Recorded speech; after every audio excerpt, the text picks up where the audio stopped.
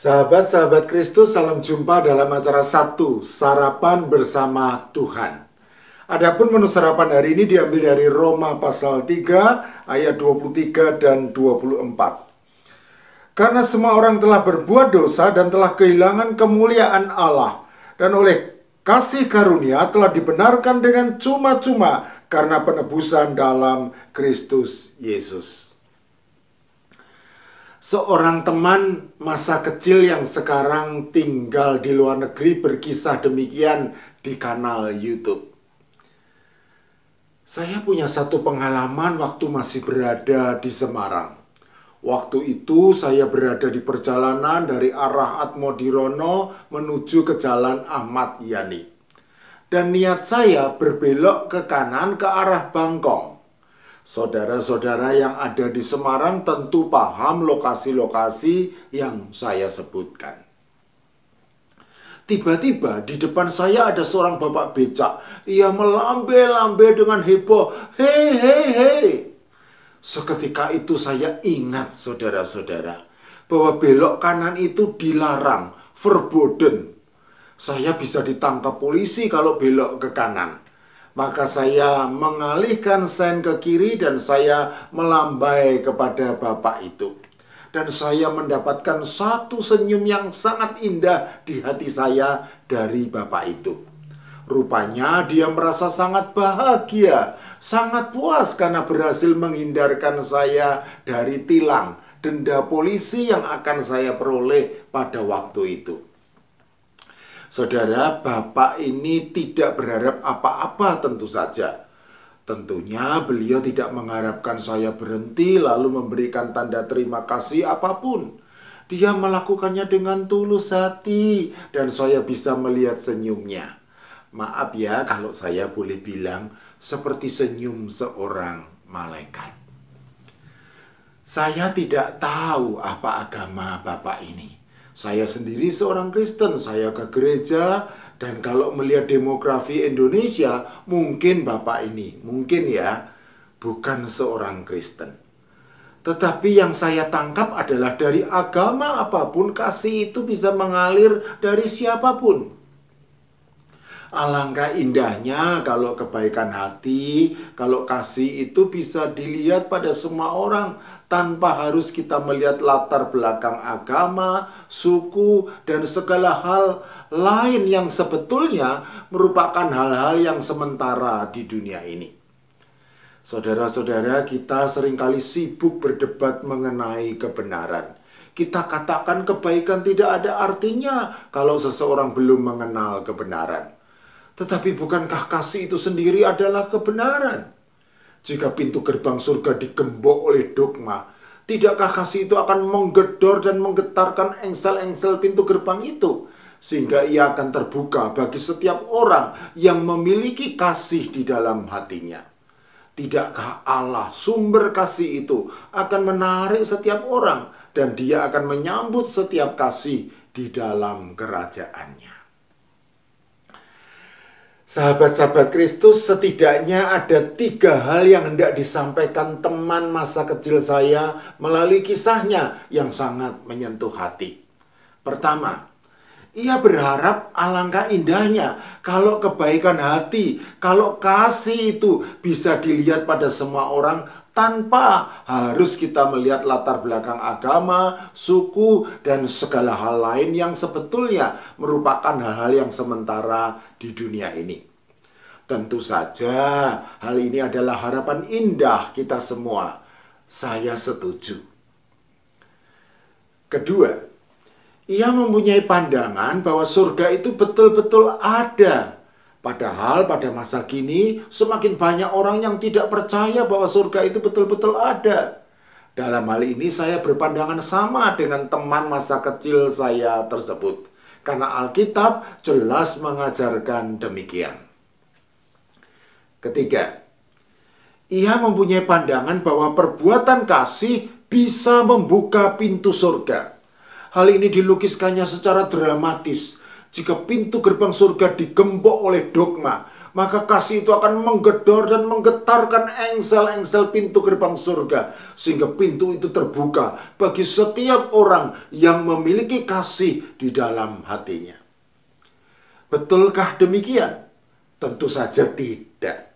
Saya tidak setuju dengan pandangan teman masa kecil saya tersebut. Karena Alkitab tidak mengajarkan demikian. Jadi meskipun teman masa kecil saya ini jelas mengaku dirinya Kristen, tetapi pandangannya yang secara implisit atau tersirat menyatakan bahwa perbuatan kasih dapat membawa orang masuk ke surga bukanlah pandangan yang mewakili iman Kristen.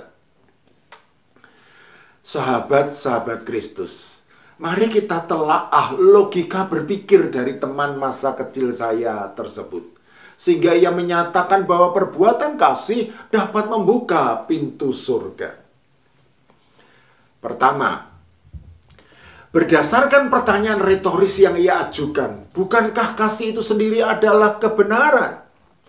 Saya menduga bahwa ia memiliki pandangan bahwa orang yang benar bisa masuk ke surga. Dan karena kasih itu adalah kebenaran, maka orang yang melakukan perbuatan kasih otomatis bisa masuk ke surga. Saya tentu setuju bahwa orang benar bisa masuk surga, karena Alkitab memang menyatakan demikian. Tetapi lebih jauh, Alkitab juga menyatakan bahwa tidak ada seorang pun yang benar. Roma pasal 3 ayat 10. Karena semua orang telah berbuat dosa dan telah kehilangan kemuliaan Allah. Roma pasal 3 ayat 23. Jadi, tidak ada seorang pun yang bisa masuk ke surga karena melakukan kebenaran. Dan hal ini berlaku juga bagi yang melakukan perbuatan kasih. Karena melakukan perbuatan kasih tidak membuat orang menjadi benar. Memang betul bahwa Allah adalah kasih dan Allah adalah kebenaran. Tetapi menjadi salah jika kemudian menyimpulkan bahwa kasih adalah kebenaran. Karena logikanya bukanlah A sama dengan B dan A sama dengan C, maka B sama dengan C. Mengapa logikanya salah? Karena Allah adalah pribadi yang hidup. Sedangkan kasih dan benar hanya sekadar atribut atau sifat Allah. Sehingga dengan demikian kasih dan kebenaran tidak identik atau tidak sama dengan Allah. Oleh karena itu tidak bisa dibalik menjadi kasih atau kebenaran adalah Allah. Dan otomatis juga tidak boleh menyamakan kasih dengan kebenaran. Alkitab dengan jelas dan tegas menyatakan bahwa hal masuk ke surga yang dalam teologi Kristen disebut teologi keselamatan hanya bisa terjadi dalam iman percaya kepada Tuhan Yesus Kristus.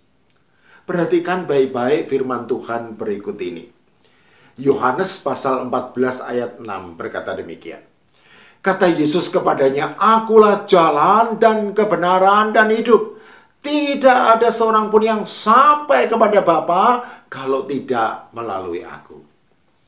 Filipi pasal 2 ayat 9 sampai 11 berkata demikian.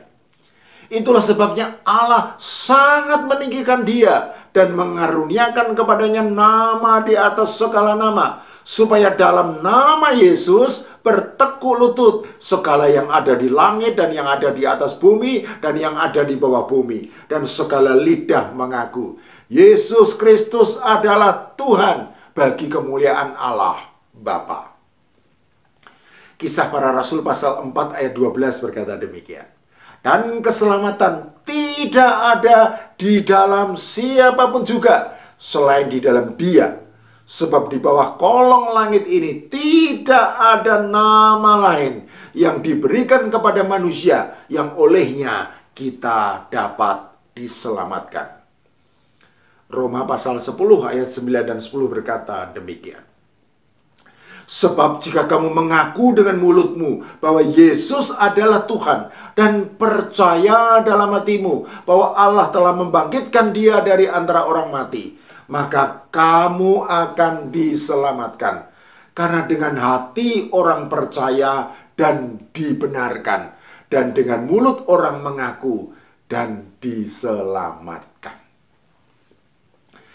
Sahabat-sahabat Kristus, Alkitab jelas dan tegas menyatakan bahwa keselamatan hanya ada dalam nama Tuhan Yesus Kristus.